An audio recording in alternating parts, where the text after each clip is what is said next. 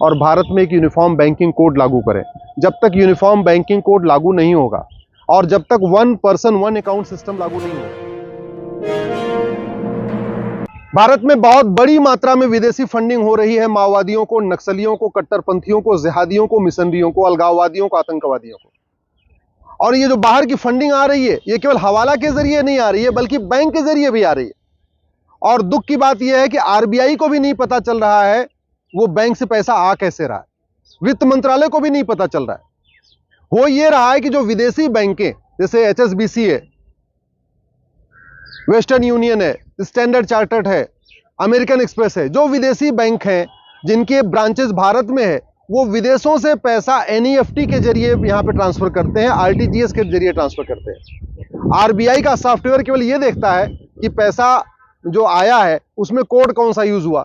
अगर code IMT होता है तो आरबीआई का सॉफ्टवेयर समझता है बाहर से पैसा है, बाहर का पैसा है। आईएमटी का मतलब इंटरनेशनल मनी ट्रांसफर। लेकिन अगर ये बैंकें एनईएफटी कोड यूज करती हैं, आरटीजीएस कोड यूज करती हैं, तो आरबीआई का सॉफ्टवेयर समझता है कि ये पैसा भारत के अंदर घूम रहा है।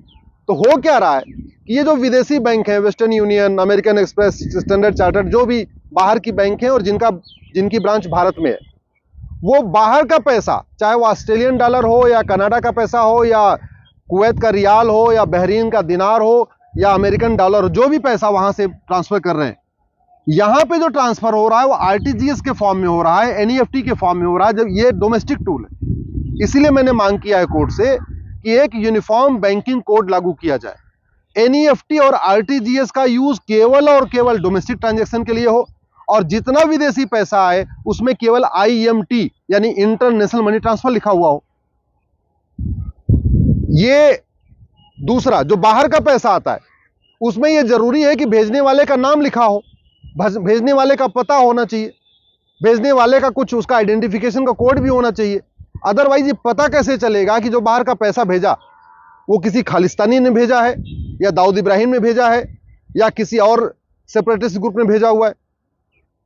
आज माननीय कोर्ट ने इसके लिए आरबीआई के साथ साथ वित्त मंत्रालय, गृह मंत्रालय और कानून मंत्रालय तीनों को कहा है कि आप 4 सप्ताह के अंदर अपना जवाब दाखिल करिए और एक यूनिफॉर्म बैंकिंग कोड लागू करने पे आप इस पर विचार करिए।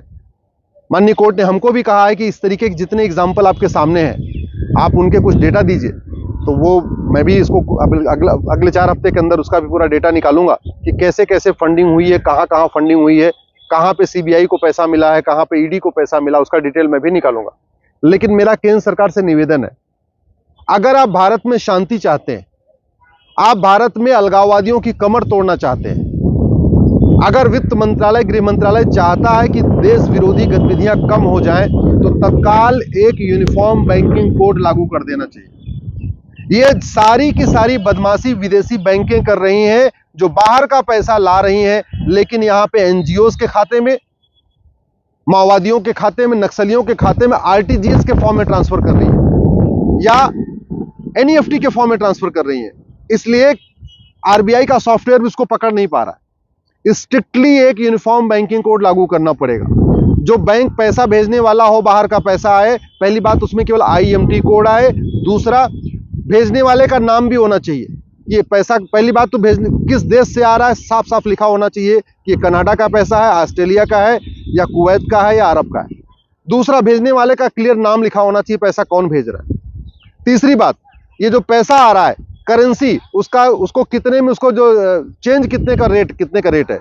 अगर ऑस्ट्रेलियन डॉलर आ रहा है उसका एयूडी लिखा जा सकता है, अमेरिकन डॉलर आ रहा है तो यूएसडी कोड यूज कर सकते हैं। तो भारत में जितना भी बाहर का पैसा आ रहा है उसके लिए सरकार को तत्काल कुछ कोड बना देना चाहिए जिससे कि आरबीआई को पता चल जाए कि किस देश का पैसा आ रहा है।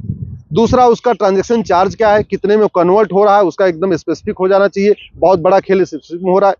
आज की डेट में दिल्ली में इतना हवाले का धंधा हो रहा है, इतना खेल चल रहा है। आप पालिका बाजार में जाओ, किसी को 1 करोड़ रुपए दे दो, आपसे 20 लाख रुपए कमीशन लेगा और 80 लाख रुपए आपके विदेश के खाते में सीधे ट्रांसफर कर देगा। और ये सारा का सारा खेल ये प्राइवेट बैंकिंग कर रही है, जो विदेशी बैंकें हैं जिनके ऑफिस दिल्ली में है। और इसका दूसरा भी हो रहा है, किसान आंदोलन के समय पूरा का पूरा पैसा आया कनाडा से, लेकिन जो पैसा आया वो आरटीजीएस और एनईएफटी के रूप में आया। इसी तरीके से अभी भी जो खाड़ी देशों का पैसा आया है बांग्लादेशियों को बसाने के लिए, वो भी NEFT RTGS के फॉर्म में आ रहा है। तो पुलिस भी कुछ नहीं कर पाती है, प्रशासन भी कुछ नहीं कर पाता, ED CBI के लोग भी कुछ नहीं कर पाते। क्यों? क्योंकि पैसा वो NEFT दिखता है, RTGS दिखता है, न भेजने वाले का नाम उस पर लिखा होता है, न भेजने वाले का पता लिखा होता है, न भेजने वाले का देश पता होता है, ये भी कुछ भी नहीं पता होता। ये सारा का सारा पैसा आप यहाँ ब्लैक मनी दीजिए, यहाँ पर दिल्ली के पालिका बाजार में, वो चला जाएगा विदेश, और जो विदेश वाला पैसा है जो यहाँ अलगाववादियों को देना है वो सीधे सीधे खाते में ट्रांसफर हो जाएगा। और ऐसा भी हो सकता है कि भारत के लोग अगर अपना नाम छिपाना चाहते हैं, वो यहाँ पैसा दे दे, अपना नाम न दे, और पैसा वो विदेश से दिखा दिया जाएगा। इसलिए मेरा गृह मंत्रालय से निवेदन है, गृह मंत्री जी से निवेदन है, इस मामले को गंभीरता के साथ देखें।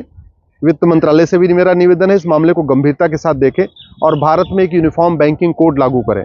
जब तक यूनिफॉर्म बैंकिंग कोड लागू नहीं होगा और जब तक 1 पर्सन 1 अकाउंट सिस्टम लागू नहीं होगा, ये जितने माओवादी हैं, जितने नक्सली हैं, जितने अलगाववादी हैं, जितने कट्टरपंथी हैं, चरमपंथी हैं, धर्मांतरण कराने वाली मिशनरियां हैं या जिहादी हैं, ये सब 20-20 अकाउंट, 25-25 अकाउंट, 30-30 अकाउंट है इनके पास।